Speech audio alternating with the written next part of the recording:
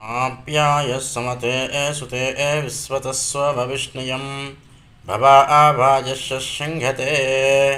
हरिः ॐ ॐ हिरण्यवर्णां हरिणीं सुवर्णरत्नश्रितां चन्द्रां हिरण्मयीं लक्ष्मीं जातवेदो मा आवह ताम आह जातवेदो लक्ष्मीं मुनुपगामिनीं यस्यां हिरण्यं विन्देयं गामस्वं पुरुषानहम् अश्वपूर्वामृतमध्याम् अस्तिनाथप्रबोधिनीं श्रियं देवी बवह्वैते श्रीर्मा देवी शुदां कांसोऽस्मितां हिरण्यप्राकारमार्द्रां जलन्तीं तृप्तां तर्पयन्तीं पद्मेशितां पद्मवर्णां तामियो पद्मये श्रियं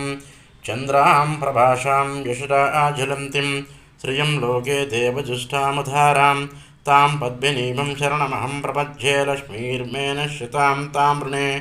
आदित्यवर्णे तपसोऽधिजातो वनस्पतिस्तव वृक्षोदबिल्वः तस्याफलानि तपसन्तु मायान्तरायाच्च बाह्या अलक्ष्मीः वैतु मां कीर्तिं च मणिनाशः प्रादुर्भूतोऽस्मिन् राष्ट्रेऽस्मिन् कीर्तिमुद्धिं ददातु मे श्रुतिपाशां मलान्देशां महालक्ष्मी नाशयाम्यहम् अभूतिमां समृद्धं च सर्वां निन्नुद मे गृहात् गन्धद्वारां दुरादर्शां नित्यपुष्टां करीषिणीं ईश्वरीं सर्वभूतानां ॐ सोमत्रयत्रयं से भुवनस्य पत्नीः विवस्वधाते अभिनो गृणाहि कृतवते शवितारादिपत्नीः पयश्वतीरं तिराशानो वस्तु ध्रुवादिशां विष्णुपत्नी घोरे शेषेण साशो यामनोता बृहस्पतिर्माता ऋषोता वायुषन्धुवानवाता अभिनो गृणन्त विष्टम्भति बोधरुणः पृथिव्याः अश्वस्येन जगतो विष्णुपत्नी विश्वभजा यशयन्ति सुभूति शिभानो अस्वदि इति रूपस्ते श्रीमहाविष्णुपत्नी च विद्महे श्रीभूषिक्यै च धीमहि तन्नो नीला प्रचोदयात् ॐ श्रीं श्रीं क्लीं वसुधायिन्यै नमः ॐ